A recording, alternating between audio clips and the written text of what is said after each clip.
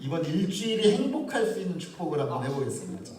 네, 여기는 막 지금 자, 인사를 나누겠습니다. 축복합니다. 사랑합니다. 네.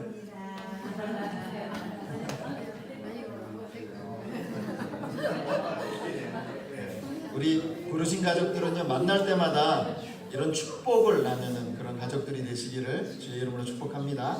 네. 우리 누가복음 15장 11절에서 32절까지 말씀 한 절씩 교독하도록 하겠습니다. 또 이르시되 어떤 사람에게 두 아들이 있는데 그가 아버지에게 말하되 아버지여 세상 중에서 내가 돌아올 그릇을 내주소서 하시라. 아버지가 그 사람을 각각 나눠주었더니 그 며칠이 안 되어 둘째 아들이 재물을 다 모아가지고 먼 나라에 가 거기서 호랑방탕하여 그 재산을 낭비하더니 아홉 후 그 나라에 그의 흉년이 들어 그가 비로소 흉기한지라. 가서 그 나라 백성 중 한 사람에게 붙여 사니 그가 그를 들러 보내어 돼지를 치게 하였는데 그가 돼지 먹는 지연 열매로 배를 채우고자 하되 주는 자가 없는지라. 이에 스스로 돌이켜 이르되 내 아버지에게는 양식이 풍족한 품꾼이 얼마나 많은가. 나는 여기서 줄여 죽는구나. 내가 일어나 아버지께 가서 이르기를 아버지 내가 하늘과 아버지께 죄를 지었사오니 지금부터는 아버지의 아들이라 일컬음을 감당하지 못하겠나이다. 나를 품꾼의 하나로 모셔서 하리라 하고 이에 일어나서 아버지께로 돌아가니라. 아직도 거리가 먼데 아버지가 그를 보고 측은히 여겨 달려가 목을 안고 이름을 맞추니 아들이 이르되 아버지 내가 하늘과 아버지께 죄를 지었사오니 지금부터는 아버지의 아들이라 일컬음을 감당하지 못하겠나이다 하나. 아버지는 종들에게 이르되 제일 좋은 옷을 내어다가 입히고 손에 가락지를 끼우고 발에 신으시니라. 그리고 살찐 송아지를 끌어다가 잡으라. 우리가 먹고 즐기자.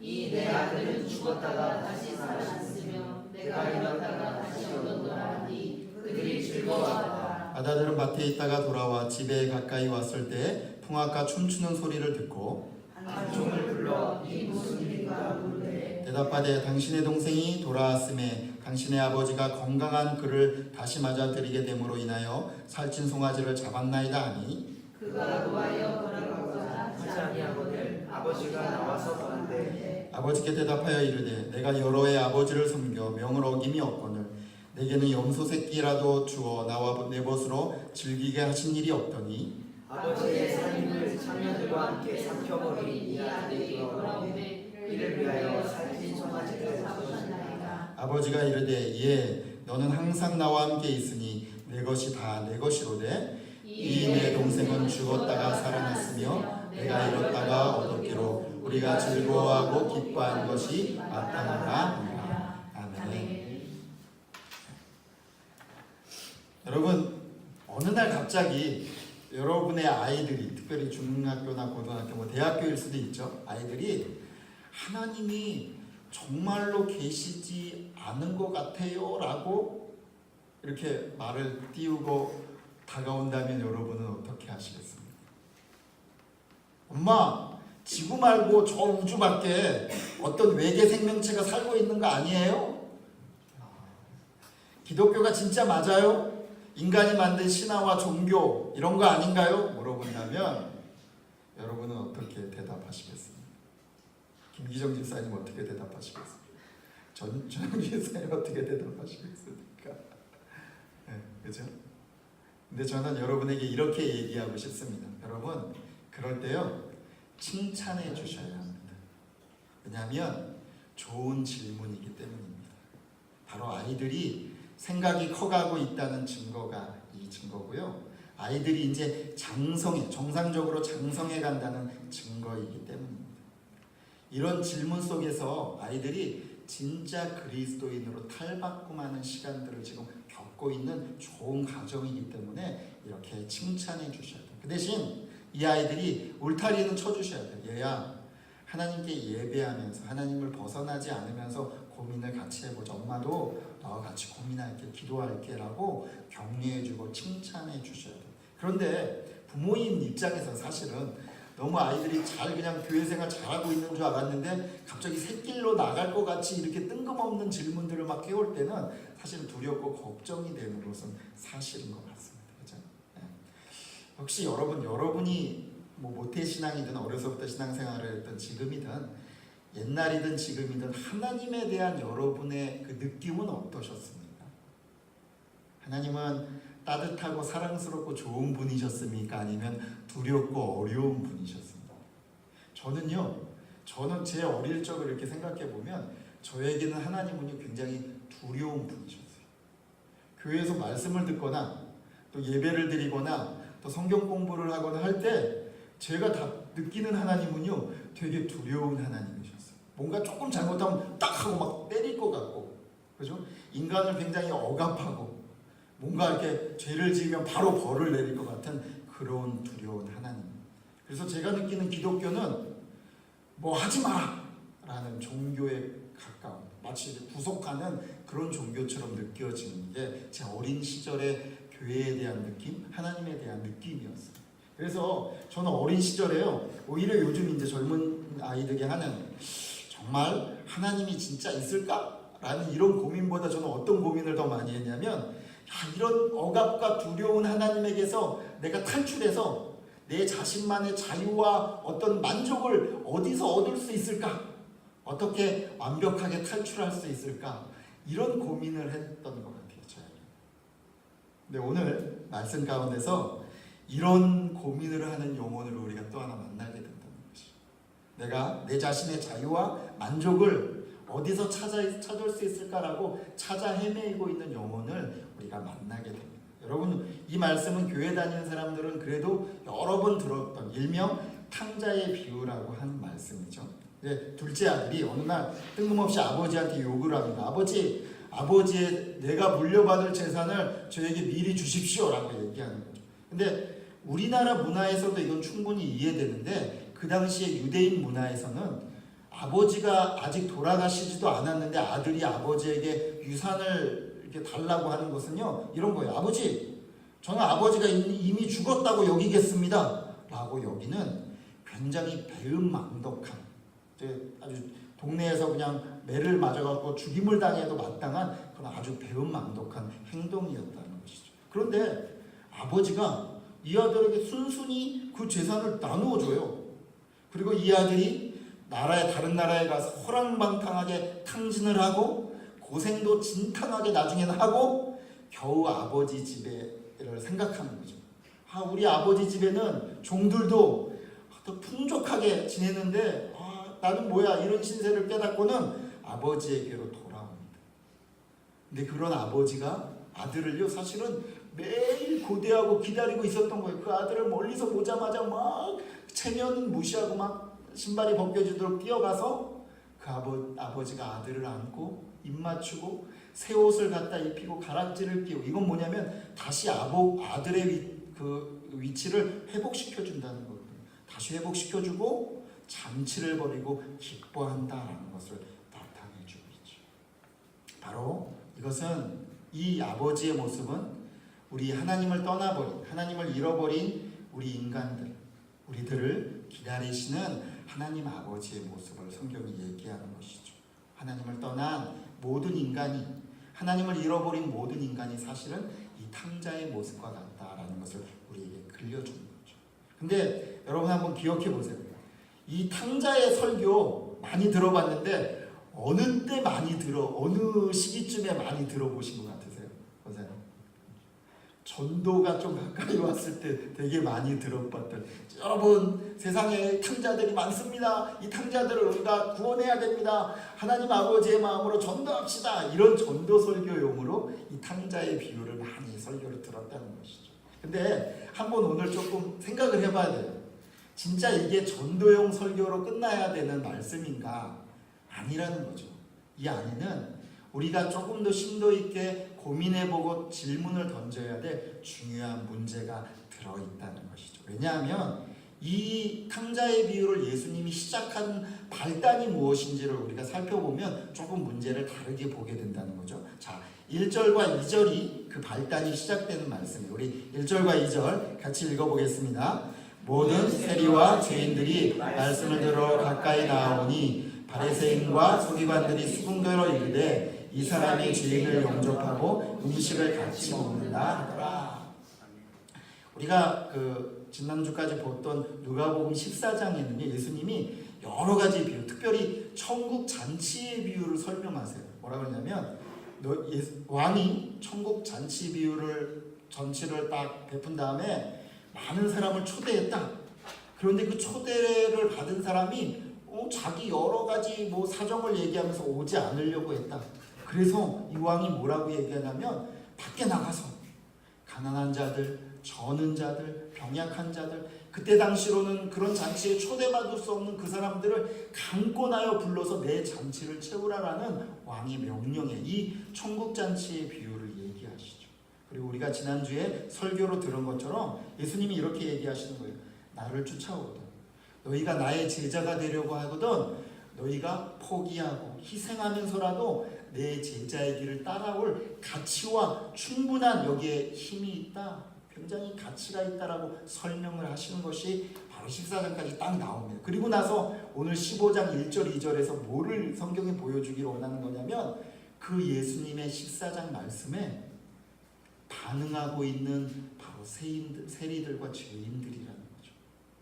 특별히 1절의 말씀 보면 죄인과 세리들 앞에 뭐라고 얘기하고 있냐면 모든이라는 단어를 일부러 써서 성경이 강조하고 있다는 거예요. 대비하면서 이렇게 예수님이 단호하고 강조한 말씀을 함에도 불구하고 모든 죄인들과 세리들은 오히려 예수님께 그 말씀에 부응해서 예수님께 더 가까이 지금 말씀을 들으려고 가까이 오고 있는 반면에 종교 지도자들, 바리새인과 서기관들과 이 사람들은, 서기관들은 오히려 수군거리고, 이 수군거린다는 말이 그냥 한 번이 아니라 계속해서 예수님을 볼 때마다 수군수군거리고 비방하고 있다는 것을 강조하고 있는 표현이거든요. 그러면서 뭐라고 하냐면 이 사람이 죄인들과 함께 먹고 즐기고 있다. 이 말은 뭐냐면 이 죄인들과 한패거리다, 같은 종류다 라고 지금 예수님을 폄하하면서 깎아내리고 있는 것을 우리가 보게 된다는 것이죠. 예수님이 이런 이 바리새인과 서기관들의 수군거림에 대해서 간접적으로 대답으로 하시는 게 바로 오늘 누가복음 15장에 나와 있는 세 가지 비유입니다. 근데 이 비유를 예수님 3절에 보면 예수님께서 이 세 가지 비유들을 말씀하셔서 얘기하지 않고 한 가지 단수로 비유를 말씀하셨다라고, 세 가지 비유인데 단수라고 비유를 얘기하시는 이유가 뭐냐면 바로 이 세 가지 비유가 세 가지 비유지만 한 가지의 주제를 담고 있는 한 가지의 비유다라는 의미를 담고 있다. 그러니까 비유의 내용들이 사실은 똑같은 주제를 담고 있다라는 것이죠. 첫 번째 비유가 뭡니까? 바로 잃어버린 양의 비유죠. 어떤 사람이 목자가 100마리 양이 있는데 한 마리가 잃어버린 걸 알았어요. 그럼 어떻게 해야 될까요? 99마리가 더 중요하지 이거 안 잃어버린 게 한 마리만 잃어버린 게 다행이지 이러고 있는 게 아니라 그 한 마리 양을 찾을 때까지 헤매고 다니면서 겨우겨우 찾아서 그 양을 메고 돌아오면서 와 기쁘다 찾았다라고 기쁨을 함께하는 모습을 그려주고 있다는 거죠. 또 두 번째 비유는 잃어버린 드라크마 비유. 이 드라크마는요 그리스 그 당시 그리스 은화입니다. 우리 데나리온과 똑같은 무게를 가지고 있고요. 노동자가 하루 품삯에 해당하는 그런 단위입니다. 그래서 이것을 어떤 여자가 잃어버렸어요, 하나를. 그러니까 이것을 막 찾으려고 애쓰다가 찾아서 많은 사람과 기쁨을 함께합니다. 주제가 뭐냐면 잃어버린 것을 다시 찾은 주인의 기쁨을 얘기합니다. 그러면서 진짜 목적이 어디 있는지 7절과 10절에서 예수님께서 밝히고 있다는, 우리 7절과 10절 말씀 같이 읽어보도록 하겠습니다. 내가 너희에게 이르노니 이와 같이 죄인 한 사람이 회개하면 하늘에서는 회개할 것 없는 의인 99으로 말미암아 기뻐하는 것보다 더하리라. 내가 너희에게 이르노니 이와 같이 죄인 한 사람이 회개하면 하나님의 사자들 앞에 기쁨이 되느니라. 지금 예수님이 이 목자와 지금 드라크마를 잃어버린 그 여인이 바로 누구냐면 하나님이다 라고 말씀하시는 거죠. 지금 이 기쁨이 누구의 기쁨이냐면 하나님의 기쁨이다. 죄인 한 사람이 회개하고 이렇게 돌아오는 것을 하나님이 이렇게 기뻐하시는 것, 이 하나님의 마음이 담겨있다라는 것을 설명하시는 거예요. 그러면서 마지막 세 번째 우리가 지금 읽어봤던 탕자의 비유를 가지고 완전하게 분명하게 결론을 내리고 있는 것입니다. 탕자의 비유를 이렇게 알고 읽어보면요, 탕자의 비유에 등장하는 인물들이 누구를 가리키는지 우리가 분명히 알게 되는 거죠. 여기 이 아버지는 누구를 가리킬까요? 그렇죠. 하나님 아버지를 가리키는 거죠. 여기 이 아버지께 돈을 재산을 달라 그러고 허랑방탕하게 탕진했던 이 둘째 아들은 누구를 가리킬까요? 뭐 우리 죄인들을 가리키기도 하지만 여기 이 성경 안에서는 누구를 가리키냐면 바로 예수님 가까이에 몰려들고 있는 죄인과 세리들을 지금 분명히 얘기하는 거죠. 그럼 첫째 아들은 누구를 가리킬까요? 첫째 아들은 지금 죄인과 세인들이 예수님 옆에 막 몰려들면도 밖에서 막 예수님을 비방하고 수군거리고 있는 지금 종교 지도자들, 서기관과 바리새인들을 예수님께서 비유해서 말씀하시는 거죠. 근데 이 비유에는요, 예수님께서 이렇게 그 듣는 사람들에게 물어보고 있는 중요한 질문이 있다는 거죠. 뭐냐면 너희는 누가 탕자라고 생각하느냐. 이 비유 가운데 예수님이 간접적으로 묻고 계시는 거죠. 여러분, 예수님이 여러분에게 이 말씀을 하신다면 여러분은 누가 탕자라고 생각하십니까? 왜 그렇게 생각하십니까? 예수님이 지금 바리새인과 서기관들에게 이 질문을 한다는 거죠. 너희들 누가 탕자라고 생각하느냐? 지금 이 말씀을 비유를 들은 바리새인과 서기관들은 당연하게 대답하겠죠. 예수님, 아이고 뭐 말 안 해도 당연하죠. 지금 예수님 옆에 그렇게 죄인들과 세리들이 많지 않습니까? 그들이 바로 탕자 아닙니까? 라고 얘기하는 것이죠. 우리 30절 말씀 같이 읽어보도록 하겠습니다. 아버지의 살림을 청녀들과 함께 삼켜버린 이 아들이 돌아오매 이를 위하여 살찐 송아지를 잡으셨나이다. 아버지, 아니 이 아들 매를 쳐맞거나 버림받아야 마땅한 이 둘째 아들을 그냥 살려두고 이렇게 이제 맞아들고 잔치를 벌이는 게 맞습니까? 라고 얘기하는 것처럼 지금 바리새인과 서기관들이 이 죄인들, 이 세리들과 어울려 먹고 있는 이 예수 당신은 뭐냐? 라고 따지는 것이죠. 당신이 진짜 하나님이 보내신 아들이고 하나님이 보내신 메시아가 맞다면 당신은 그들과 어울리면 안 되고 바로 우리 같은 거룩한 사람들과 어울려야 마땅한 것 아니냐라고 지금 따지고 있는, 간접적으로 모습을 보고 있는 것이죠. 그런데 예수님은 뭐라고 대답하실까? 예수님은 누가 지금 탕자라고 지금 대답하고 계시냐? 우리 31절과 32절 말씀 같이 읽겠습니다. 아버지가 이르되 예 너는 항상 나와 함께 있으니 내 것이 다 내 것이로되 이 내 동생은 죽었다가 살아났으며 내가 잃었다가 얻었기로 우리가 즐거워하고 기뻐하는 것이 마땅하다 하니라. 예수님이 뭐라고 대답하시냐면 둘째 아들도 탕자 맞는데 탕자가 또 있다. 누구냐면 바로 첫째 아들도 역시 탕자다. 왜냐하면 아버지의 마음을 모르고 있기 때문에, 아버지의 진짜 사랑과 마음이 어디에 있는지 모르고 있기 때문에 첫째 아들 역시 탕자가 맞다라고 말씀하십니다. 종교 지도자들, 바리새인과 서기관들, 너희의 모습이 바로 이 첫째 아들의 모습이다 말하고 있는 것입니다. 너희가 진짜 말씀을 제대로 알고 하나님의 마음을 제대로 안다면 이 세리와 죄인들이 하나님께 가까이 돌아오는 것, 나와 같이 이렇게 식사하고 즐거워하는 것을 기뻐해야 마땅한 것이다. 그러나 너희는 큰 아들처럼 아버지가 나를 차별한다고 지금 성내고 있다. 하나님의 마음으로 죄인과 세리들을 영접하는 나 예수의 이 행동을 너희는 모르고 있다. 그러니 너희도 탕자이다 라고 예수님이 말씀하고 있는 것입니다. 그러면서 이 비유는 여기서 끝나지 않는다는 거죠. 이 비유는 또 이렇게 우리에게 한 가지를 더 물어보고 있는 것입니다.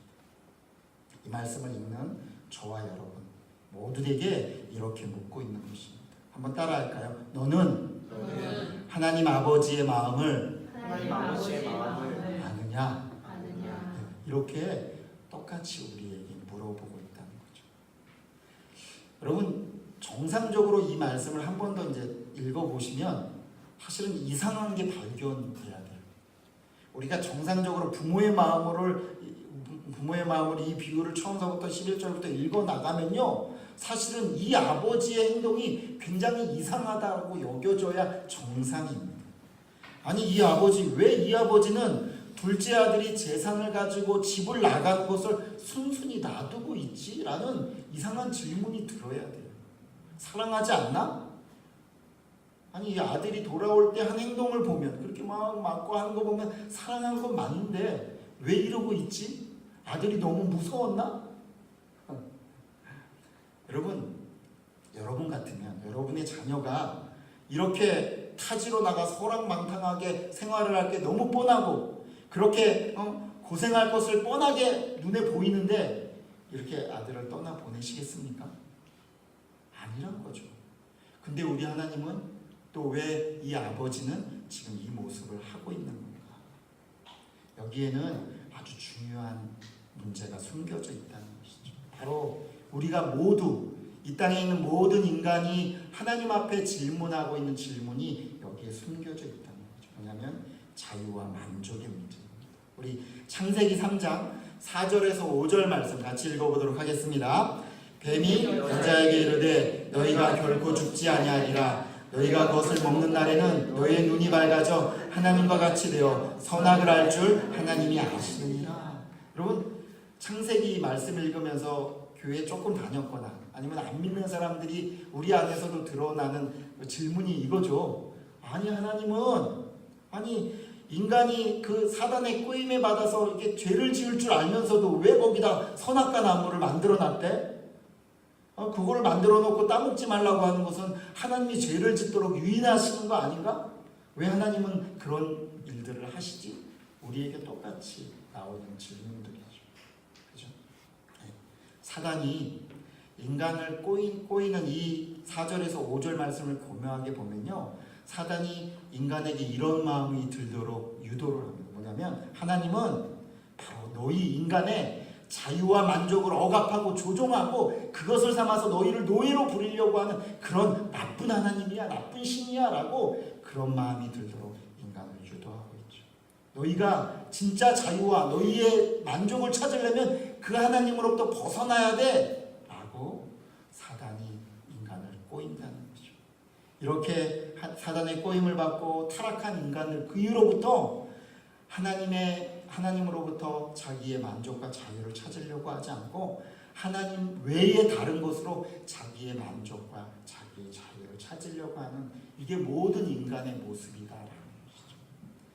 제가요 책을 읽다가 답이 되는 기독교, 미국의 유명한 팀 켈러 목사님이 쓰신 답이 되는 기독교라는 책 안에서 이런 구절을 읽었어요. 뭐냐면 자유와 만족을 찾아 헤매는 인생의 두 가지 모습이 대표적으로 두 가지가 나타나는 게 뭐냐면 하나는 아직 어딘가에 있다 라고 생각하는 것, 또 한 가지 모습은 만족이란 불가능하다라고 하는 두 가지의 모습으로 나눠진다라는 것이죠.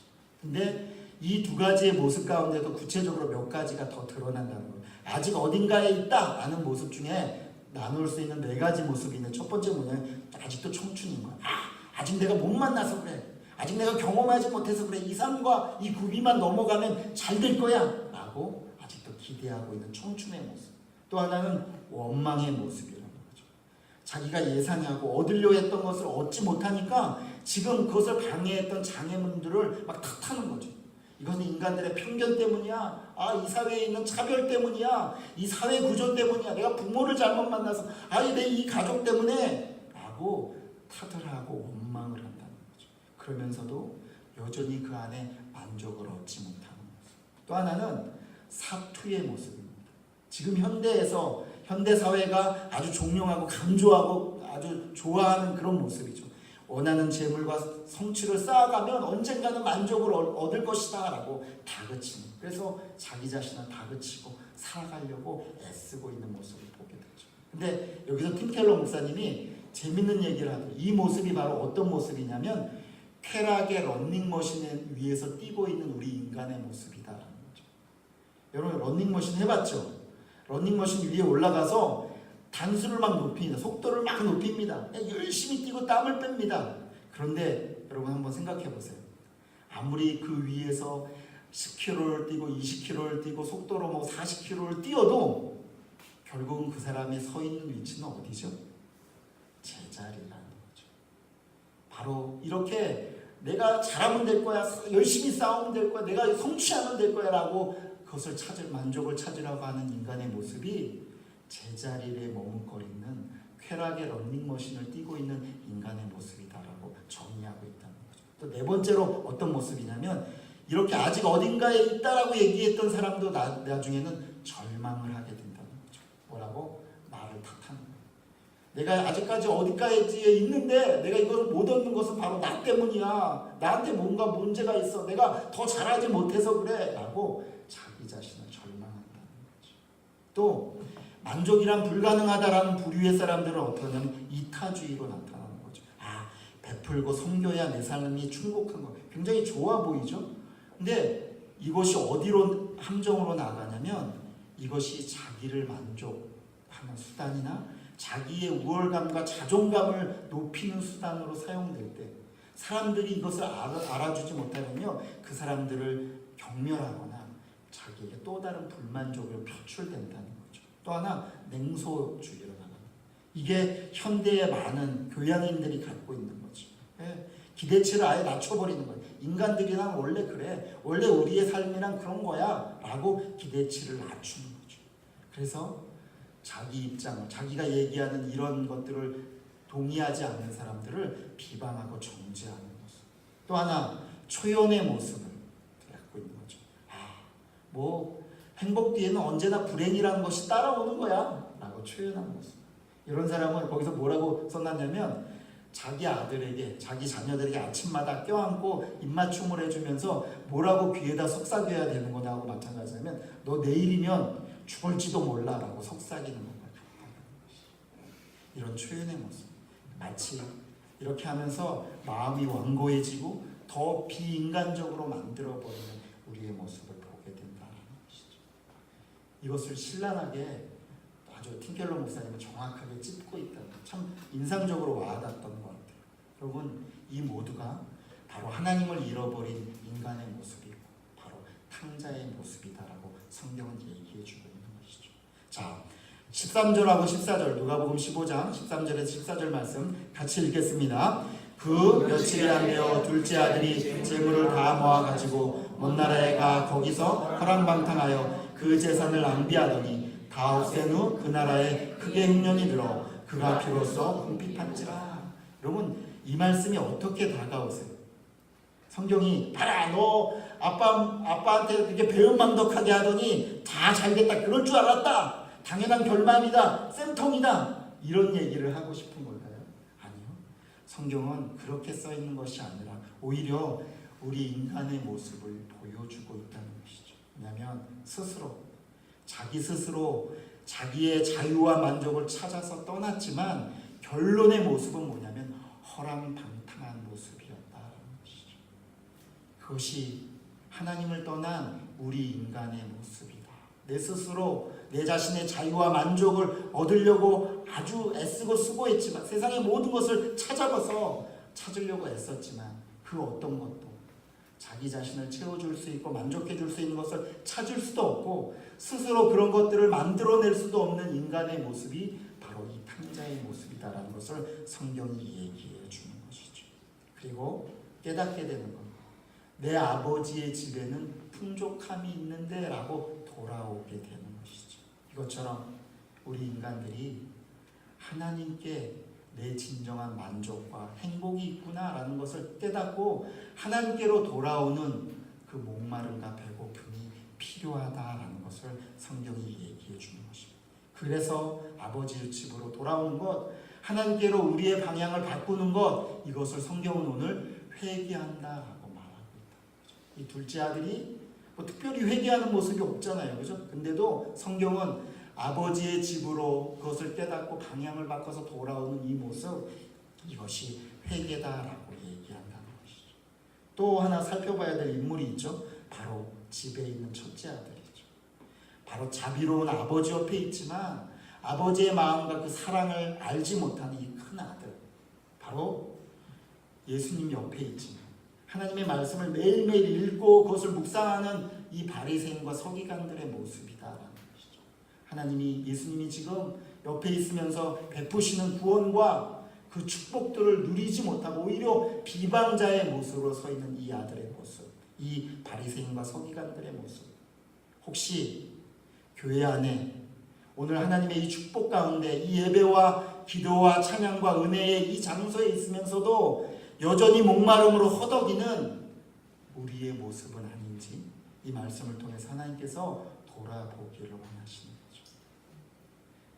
예수님께서요 사마리아의 수가성의 일부로 가십니다. 당시의 유대인들, 정말 정결한 유대인들은요 그 상종도 하지 않는 그 사마리아 땅을 일부러 가셔갖고 이 수가성에 가서 우물가에 앉아 계십니다. 그때 마침 정오에 햇볕이 막 내리쬐는 이 정오에 아무도 물을 기르러 오지 않는 그 시간에 한 여인이 물을 기르러 옵니다. 이 여인은 아주 영혼이 목마른, 육체만 목마른 것이 아니라 그 영혼이 목마른 여인이었어요. 사랑에 목마르고 사람에 목마르고 또 돈에 목마르고 행복에 목마르고 여러 가지로 목마른 여인이었죠. 그것을 해결해 보려고 여러 남자를 만났지만 아직도 해결받지 못한 그런 여인의 모습이었어요. 예수님께서 이 여인의 모습을 아시고 이 여인을 일부러 만나러 여기에 오신 것입니다. 그리고 이 여인에게 깨닫게 하시죠. 우리 요한복음 4장 13절에서 14절 말씀 같이 읽겠습니다. 예수께서 대답하여 이르시되 이 물을 마시는 자마다 다시 목마르니와 내가 주는 물을 마시는 자는 영원히 목마르지 아니하리니 내가 주는 물은 그 속에서 영생하도록 솟아나는 샘물이 되리라. 이 여인 그 영혼이 가라고 정말 어디서 내 이 가람을 목마름을 어디서 채움받아야 될지 모르고 방황하던 이 여인이 바로 이 예수님을 만나 자신의 영혼의 만족과 목마름을 해결받는 것을 성경이 우리에게 보여주고 있는 것입니다. 예수님은 오늘도 저와 여러분에게 또 세상 사람들에게 이렇게 외치고 계십니다. 우리 요한복음 7장 37절에서 38절 말씀 같이 읽겠습니다. 명절 끝날 곧 큰 날에 예수께서 서서 외쳐 이르시되 누구든지 목마르거든 내게로 와서 마시라. 나를 믿는 자는 성경의 이름과 같이 그 배에서 생수의 강이 흘러나오리라 하시니. 아멘. 여러분, 예수님은 오늘 이 말씀을 통해서 우리를 꾸짖고 있는 것이 아닙니다. 우리에게 다시 한번 증거하시고 우리에게 확증하시는 겁니다. 사랑하는 아들들아, 사랑하는 딸들아, 너희의 이 인생의 목마름을 세상의 것에서 자꾸 찾으려고 헛된 발걸음으로 너희의 인생을 낭비하지 말거라. 오늘도 내게 오거라. 내가 아낌없이 너희에게 주기를 원한다. 오늘도 이 예배를 통해서 내가 너희에게 주려고 하는 너희의 영혼의 목마름과 너희의 영혼의 갈증을 해결할 수 있는 나를 만나고 채움을 받고 돌아가는 그런 복된 인생이 되거라라고 주님께서 오늘 초청하고 있는 것입니다. 여러분, 그런 인생이 되시기를 간절히 축복합니다. 그런데요, 우리가 계속해서 질문했던 질문 한 가지 답을 아직도 안 찾고 있어요. 뭐냐면 왜 아버지는 이 둘째 아들을 순순히 그렇게 내보내셨을까? 답이 아직도 안 됐죠, 그죠? 왜 그렇죠? 왜 하나님은 인간이 죄를 짓도록 그냥 놔두신 걸까? 왜지요? 답이 뭐지요? 답을 아시는 분? 네. 정답 모른답니다. 모른다. 저도 모르겠습니다, 사실. 이 아버지의 마음, 이 하나님의 마음이 도대체 그 정말 그 깊은 의미가 어디에 있는지 솔직하게 목사인데도 정확하게 모르겠습니다. 그러나 오늘 말씀 가운데 또 우리가 성경을 읽으면서 제가 만난 하나님으로 인해서 알 수 있는 것은 분명히 있습니다. 뭐냐면 이 아버지는, 이 하나님은 그 아들을, 우리를 사랑하고 있다는 것입니다. 여러분, 조금만 달리해서 한번 보십시오.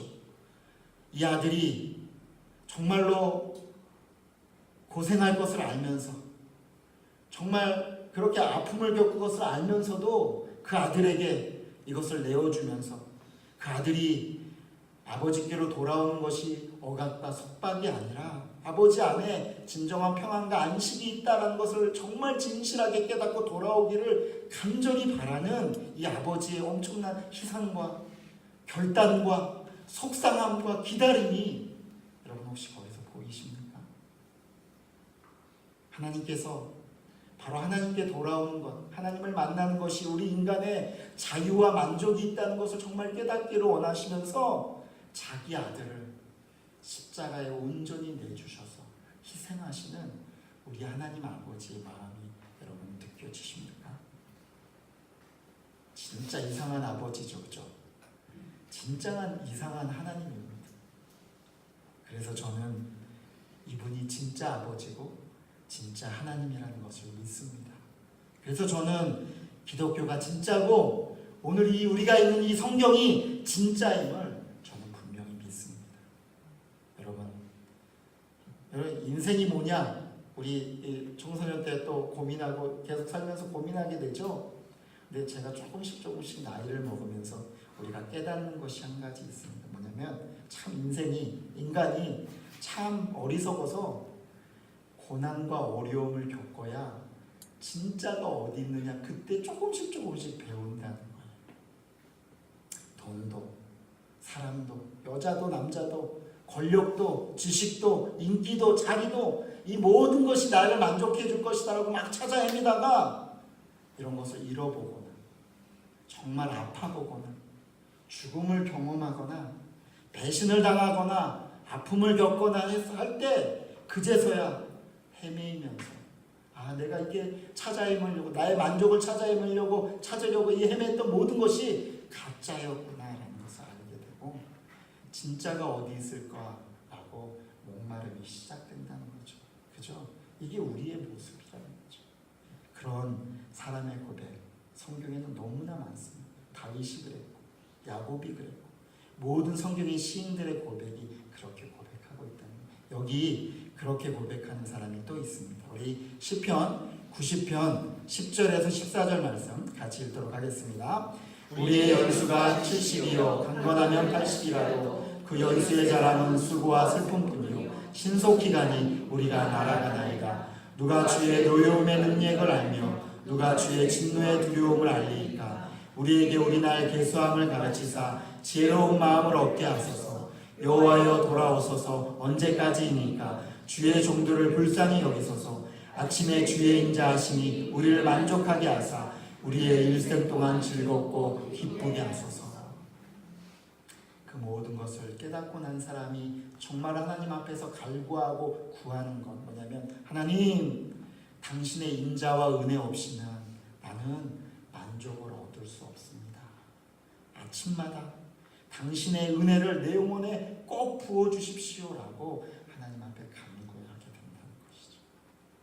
이 시인의 이 간구와 고백이 저와 여러분의 하나님을 만나는 날마다의 고백이 되시기를. 그리고 오늘도 그 하나님을 만나서 하나님이 사랑하는 딸아, 사랑하는 아들아, 내가 너에게 온전한 만족을 주마.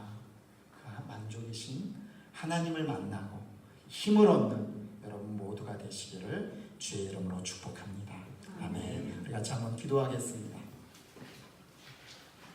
하나님 아버지, 우리는 하나님 외에 다른 것으로 우리의 만족과 우리의 자유와 우리의 어떤 것을 채우려고 세상으로 돌아다니는 어리석은 인생이었습니다.